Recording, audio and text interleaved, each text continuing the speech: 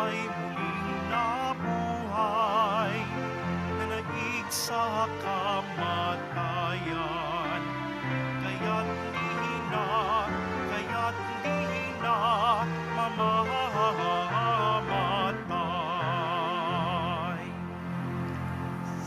Sa ngalan ng Ama at ng Anak at ng Espiritu Santo, Amen. sumainyo ang Panginoon. At sumayo rin. Aminin natin ang ating mga kasalanan upang tayo ay maging marapat gumanap sa banal na pagdiriwang. Panginoong Jesus, binigyan mo kami ng bagong buhay. Panginoon, kaawaan mo kami. Panginoon, kaawaan mo kami. Panginoong Jesus, pinapatawad mo ang aming mga kasalanan. Kristo, kaawaan mo kami. Kristo, kaawaan mo kami. Panginoong Jesus, binabahagi mo sa amin ang iyong katawan at dugo sa Eucharistia. Panginoon, kaawaan mo kami. Panginoon, kaawaan mo kami.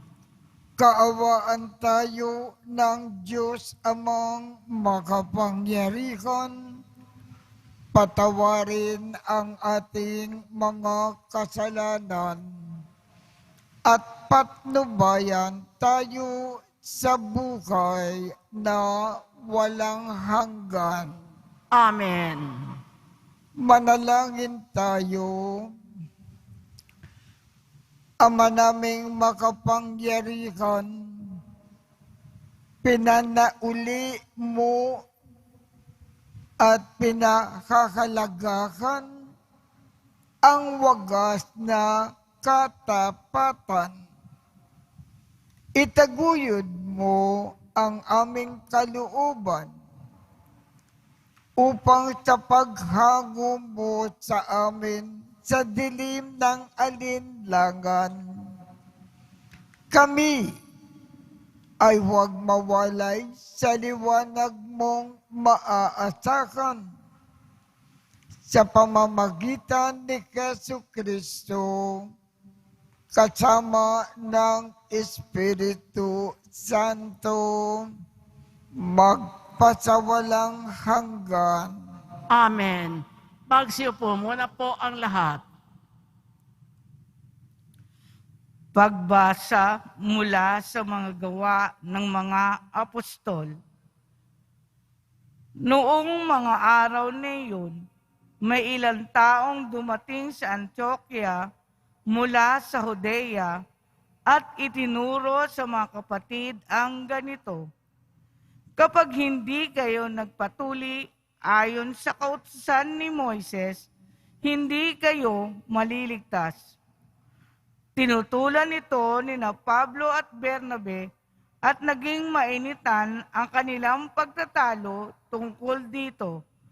Kaya't napagkaisahang papuntahin sa Jerusalem sina Pablo at Bernabe at ang ilang pang kapatid sa Antioquia upang makipagkita sa mga apostol at sa matatanda tungkol sa suliraning ito. Sinugo nga sila ng simbahan at pagdaan nila sa Phoenicia at Samaria, ibinalita nila ang paghikayat sa mga hintil. Ito'y labis na ikinagalak ng mga kapatid. Pagdating sa Jerusalem, malugod silang tinanggap ng mga apostol, ng matatanda at ng buong simbahan, at isinalaysay nila ang lahat ng isinagawa ng Diyos sa pamamagitan nila. Ngunit tumindig ang ilang mananampalatayang kabilang sa pangkat ng mga Pariseo At ang sabi nila, kailangan tuliin ang mga hintil na sumampalataya,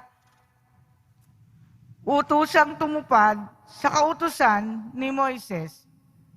Nagpulong ang mga apostol at ang matatanda upang pag-aralan ang suliraning ito.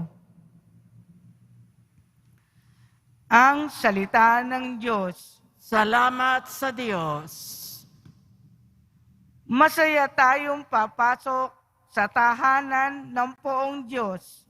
Masaya tayong papasok sa tahanan ng Poong Diyos. Ako ay nagalak sa sabing ganito, sa bahay ng Poon ay pumasok tayo.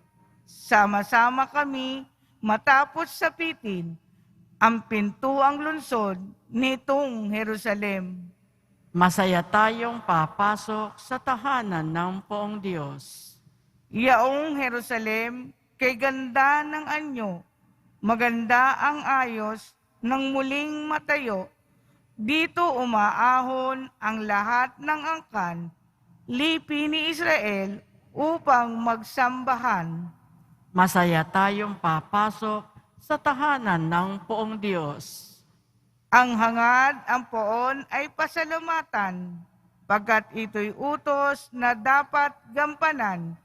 Doon din naroon ang mga hukuman at trono ng haring hahatol sa tanan. Masaya tayong papasok sa tahanan ng Poong Diyos. Magsitayo na po ang lahat.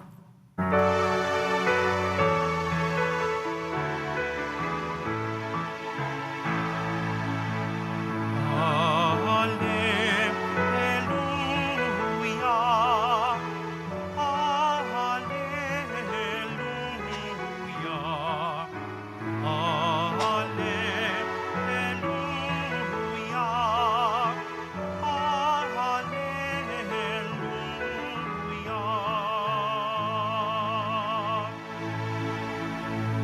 Sa Poon ay manatili, siya'y sa atin lalagi, mamunang maluwalhati. Hallelujah, hallelujah, hallelujah,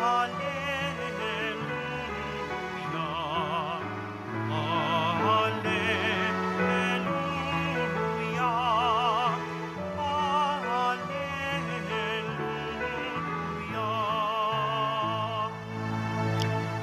Sumainyo ang Panginoon, At sumaiyo rin, ang mabuting balita ng Panginoon ayon kay San Juan. papuri sa iyo, Panginoon. Noong panahong iyon, sinabi ni Jesus sa kanyang mga alagad,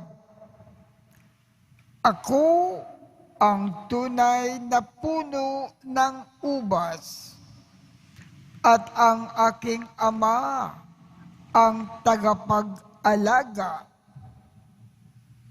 Pinuputol niya ang bawat sanga na hindi namumunga, at kanyang namang pinuputulan at nililinis ang bawat sanga na namumunga upang lalong dumami ang bunga.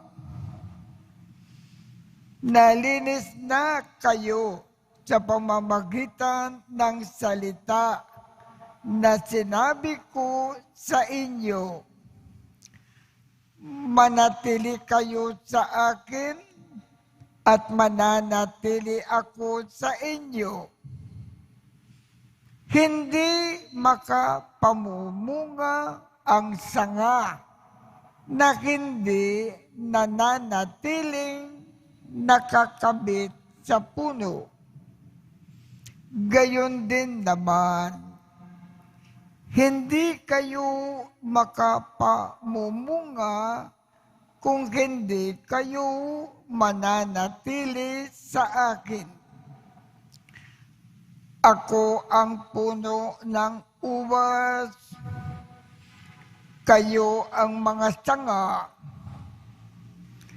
Ang nananatili sa akin at ako sa kanya, ang siyang namumunga ng sagana, sapagkat wala kayong magagawa kung kayo ay hiwalay sa akin.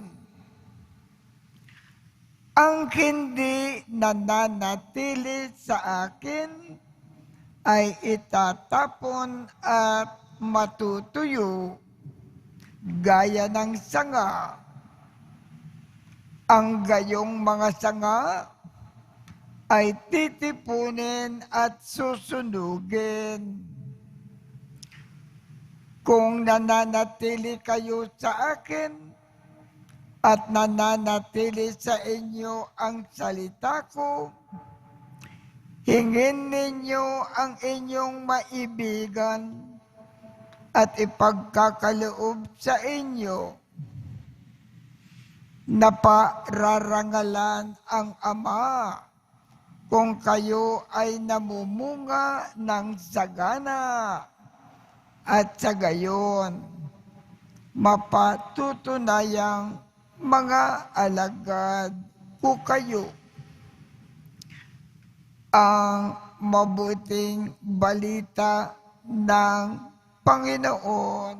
Pinupuri ka namin, Panginoong Heso Kristo. Magsiupo ang lahat.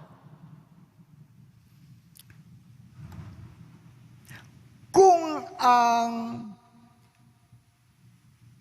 sanga ng ubas ay nananatiling nakakabit sa puno ng ubas, ang sanga ng ubas na ito ay magiging sagana sa buhay. Magkakaroon ito ng maraming bunga. Gayon din sa atin. Kung tayo ay nananatiling nakakabit sa ating Panginoong Jesus, magiging sagana ang ating buhay dito sa lupa at sa kabilang buhay, langit ang tungo natin. Papaano tayo mananatili sa ating Panginoon? Lahat ng kanyang sinasabi, isagawa natin sa ating buhay. Lahat ng kalooban ng ating Panginoon, tuparin natin nang walang pagkukulang. Sa ganoon, magiging sagana ng husto ang ating buhay sa lupa at sa ating buhay sa kabila.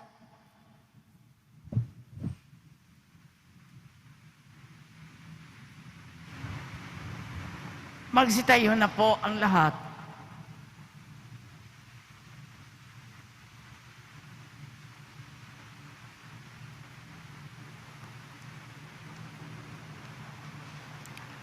Habang nagkakatipon tayo bilang bayang sumasamba sa Panginoon, ilapit natin sa Diyos na ating Ama ang ating mga pangangailangan ng may pagtitiwala. Ang ating tugon, walang hanggang tagapamagitan ng ubas gawin mo kaming mabunga. Walang hanggang tagapamagitan ng ubas, gawin mo kaming mabunga. Ang pagkakaisang nagmumula kay Kristo, ang tunay na puno ng ubas, naway makahikayat sa lahat ng Kristiyano sa kanyang simbahan. Manalangin tayo. Walang hanggang tagapamagitan ng ubas, gawin mo kaming mabunga.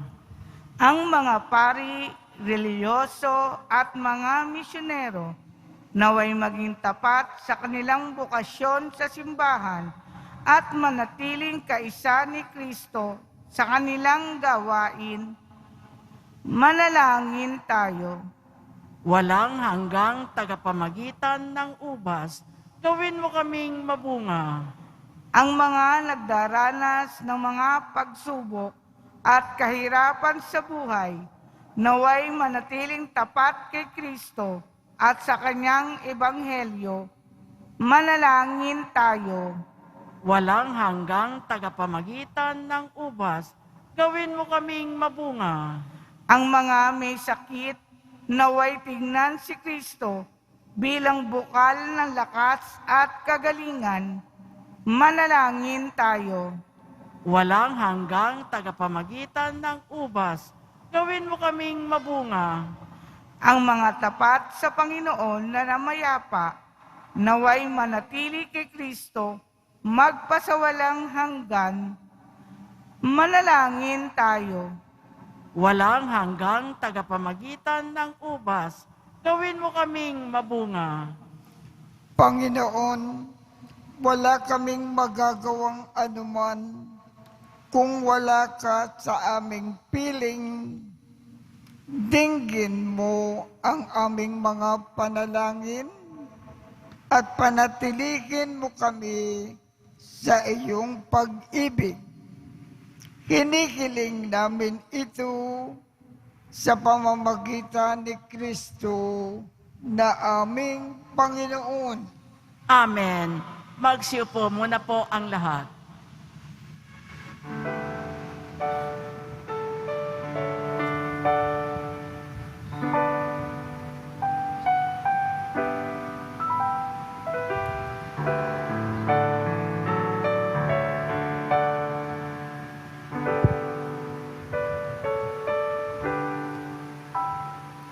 Panginoon, narito ang alay sa iyo.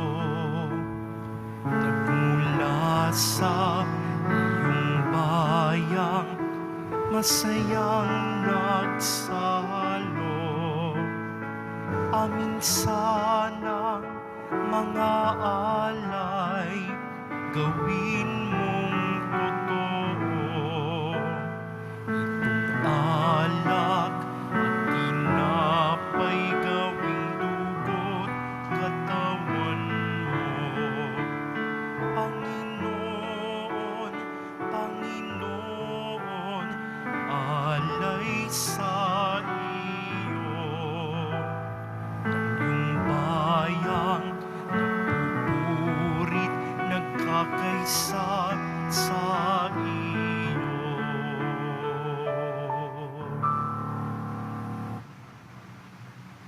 Magsitayo na po ang lahat. Manalangin kayo upang ang pag-aakin natin ay kalugdan ng Diyos Amang makapangyarihan. Tanggapin nawa ng Panginoon itong paghahain sa iyong mga kamay sa kapurihan niya at karangalan sa ating kapakinabangan at sa buong sambayanan niyang banal. Ama naming lumikha, ipagkaloob mo na kami ay laging magalak sa pagdiriwang ng Pasko ng pagkabuhay ng iyong anak, upang ang ginagawang patuloy na pagsagip sa amin ay maging sanhi ng aming ligayang walang maliw. Sa pamamagitan niya, kasama ng Espiritu Santo, magpasawalang hanggan. Amen. Sumainyo ang Panginoon. At sumayo rin. Itaas sa Diyos ang inyong puso at diwa. Itinaas na namin sa Panginoon. Pasalamatan natin ang Panginoong ating Diyos. Marapat na siya ay pasalamatan. Ama naming makapangyarihan, tunay ngang marapat na ikaw ay aming pasalamatan. Ngayon na ipinagdiriwang ang pag-aakin ng Mesiyas, ang maamong tupa na tumubos sa aming lahat.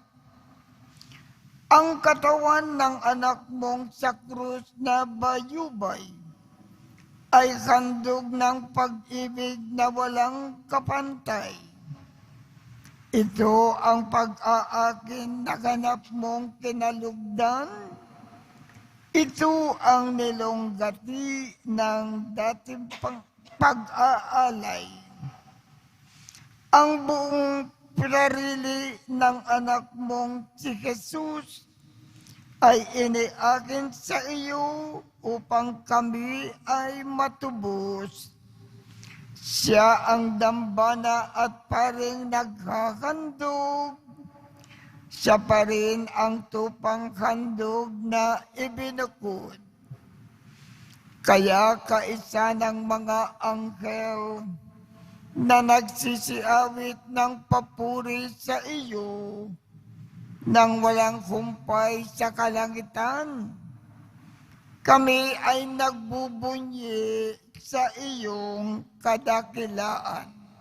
Santo, Santo, Santo, Panginoong Diyos ng mga hukbo, napupuno ang langit at lupa ng kadakilaan mo, husana sa kaitaasan. Pinagpala ang naparirito sa ngalan ng Panginoon, husana sa kaitaasan. Magsiluhod po ang lahat. Ama naming banal, ikaw ang bukal ng tanang kabanalan. Kaya't sa pamamagitan ng iyong Espiritu, gawin mong banal ang mga kaloob na ito upang para sa amin ay maging katawan at dugo ng aming Panginoong Jesucristo. Bago niya pinagtiis ang kusang loob na maging handog, hinawakan niya ang tinapay. Pinasalamatan kanya. Pinaghati-hati niya iyon. Iniabot sa kanyang mga alagad at sinabi, tanggapin ninyong lakat ito at kanin. Ito ang aking katawan na ikahandog para sa inyo.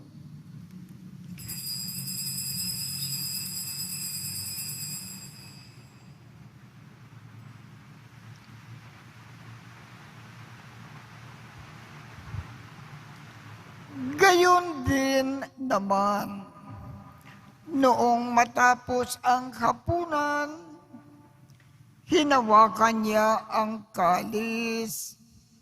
Muli kanyang pinasalamatan. Iniabot niya ang kalis sa kanyang mga alagad at sinabi,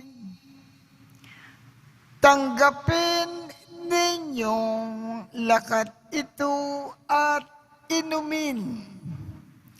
Ito ang kalis ng aking dugo ng bago at walang hanggang tipan. Ang aking dugo na ibubuhos para sa inyo at para sa lahat sa ikapagpapatawad ng mga kasalanan.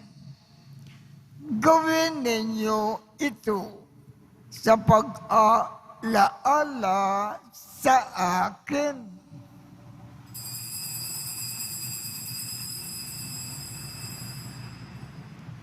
Magsitayo na po ang lahat.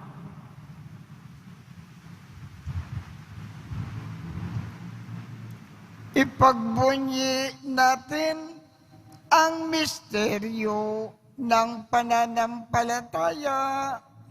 Si Kristo'y namatay, si Kristo'y nabuhay, si Kristo'y babalik sa wakas ng panahon. Ama, ginagawa namin ngayon ang pag-aalala sa pagkamatay at muling pagkabuhay ng iyong anak. Kaya't iniaalay namin sa iyo ang tinapay na nagbibigay buhay at ang kalis na nagkakaloob ng kaligtasan. Kami ay nagpapasalamat dahil kami ay iyong minarapat na tumayo sa harap mo upang maglingkod sa iyo. Isinasamo namin kaming magsasalo-salo sa katawan at dugo ni Kristo ay mabuklod sa pagkakaisa sa pamamagitan ng Espiritu Santo. Ama, lingapin mo ang iyong simbahang laganap sa buong daigdig. Puspusin mo kami sa pag-ibig. Kaisa ni Francisco, aming Papa, Jose, aming Obispo, at ng Tanang Kaparian. Alalakanin mo rin ang mga kapatid naming nakimlay nang may pag-asa na sila ay muling mabubuhay. Gayon din ang lakat ng mga pumanaw. Kaawaan mo sila at patuloyin sa iyong kaliwanagan. Kaawaan mo at pagindapatin kaming lahat na makasalo sa iyong buhay na walang wakas. Kaisa ng makal na Birhen Maria na ina ng Diyos, ng kabiyak ng puso niyang si San Jose, kaisa ng mga apostol at ng lahat ng mga banal na namukay dito sa daigdig ng kalugod-lugod sa iyo. Maipagdiwang nawa namin ang pagpupuri sa ikararangal mo sa pamamagitan ng iyong anak na aming Panginoong Jesucristo. Sa pamamagitan ni Kristo, kasama niya at sa Kanya, ang lahat ng parangal at papuri ay sa iyo, Diyos amang makapangyarihan, kasama ng Espiritu Santo, magpasawalang hanggan. Amen. Sa tagubilin ng mga nakagagaling na utos at turo ni Jesus na Panginoon natin at Diyos, ipakayag natin ng lakas loob. Ama namin, sumasalangit ka, sambahin ang ngalan mo, mapasa amin ang kakarian mo. Sundin ang loob mo dito sa lupa para nang sa langit. Bigyan mo kami ngayon ng aming kakanin sa araw-araw. At patawarin mo kami sa aming mga sala para ng pagpapatawad namin sa mga nagkakasala sa amin. At huwag mo kaming ipakintulot sa tukso at iadya mo kami sa lakat ng masama. Kinikiling namin, Ama, iadya mo kami sa lakat ng masama. Pagkalooban kami ng kapayapaan sa araw-araw. Iligtas sa kasalanan at ilayo sa lahat ng kapakamakan, samantalang aming pinananabikan ang dakilang araw ng pagpapakayag ng tagapagligtas namin si Jesucristo. Sapagkat iyo ang kaharian at ang kapangyarihan at ang kapurihan magpakailanman. Amen. Panginoong Jesucristo, sinabi mo sa iyong mga apostol, kapayapaan ang iniiwan ko sa inyo. Ang aking kapayapaan ang ibinibigay ko sa inyo. Tungkayan mo ang aming pananampalataya at huwag ang aming mga pagkakasala. Pagkalooban mo kami ng kapayapaan at pagkakaisa ayon sa iyong kalooban, kasama ng Espiritu Santo, magpasawalang hanggan. Amen. Ang kapayapaan ng Panginoon ay laging sumainyo. At sumayo rin. Magbigayan tayo ng kapayapaan sa isa't isa.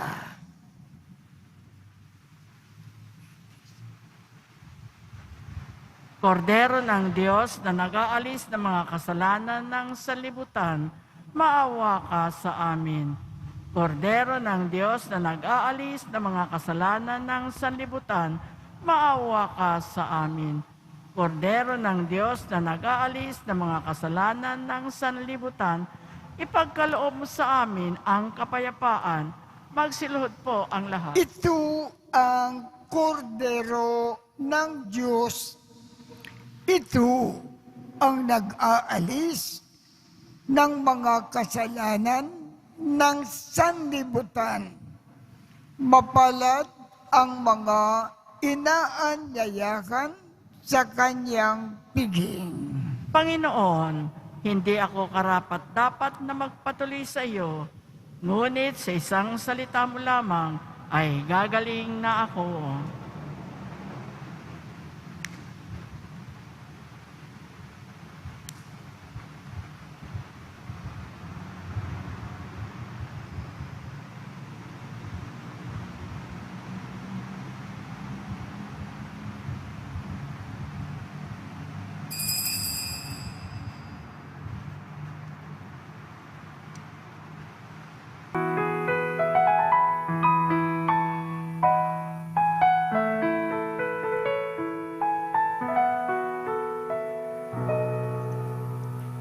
Ang sinumang sa akin nananahan, mananahan din ako sa Kanya.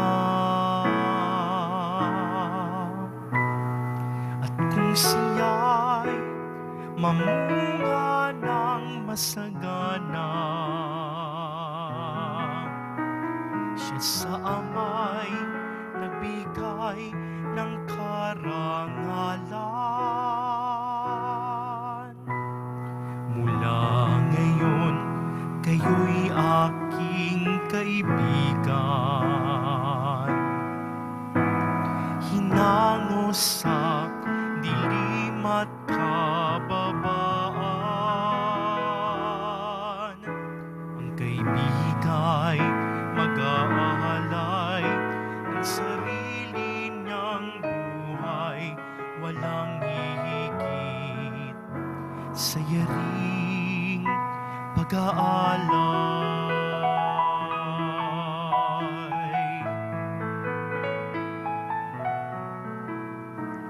Kung paanong mahal ako ng aking Ama,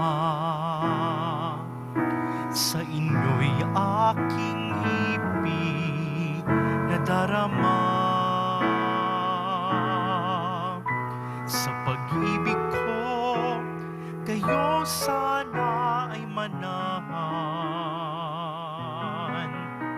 At piling ko na kayo ay magmahalan. Mula ngayon, kayo'y aking kaibigan. Hinango sa dilim at kababaan.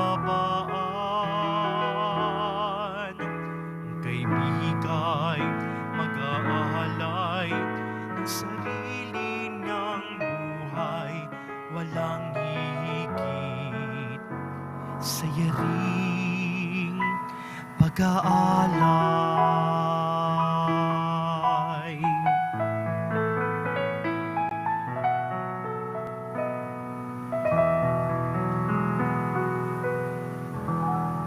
Magsitayo na po ang lahat.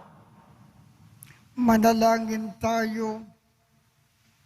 Ama naming mapagmakal, ang aming mga paglukog ay iyong pakinggan para sa pagkakamit ng iyong tulong sa amin araw-araw at para sa pagkakaloob ng ligayang walang katapusan na pawang idinudulot ng banal na pakikinabang sa pagdiriwang ng pagpapalitan ng iyong bigay at aming alay sa pamamagitan ni Jesucristo kasama ng Espiritu Santo magpasawalang hanggan. Amen. At pagpalain kayong lahat ng makapangyarihang Diyos, Ama, Anak, at Espiritu Santo. Amen. Tapos na po ang misa, humayo tayong mapayapa. Salamat sa Diyos.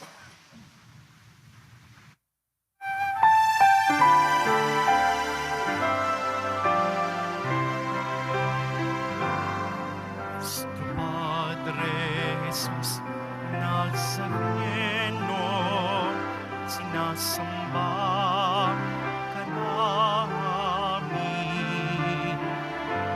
Pinipintungo ka namin. Aral mo ang aming buhay at kaligtasan. Nuestro Padre Jesus Nazareno, iligtas mo kami sa kasalanan. Ang krus mo kinamatayan ay sagisag ng aming kaligtasan. Nuestro Padre Jesus Nazareno, dinarangal ka namin. Nuestro Padre Jesus Nazareno, iluluwalhati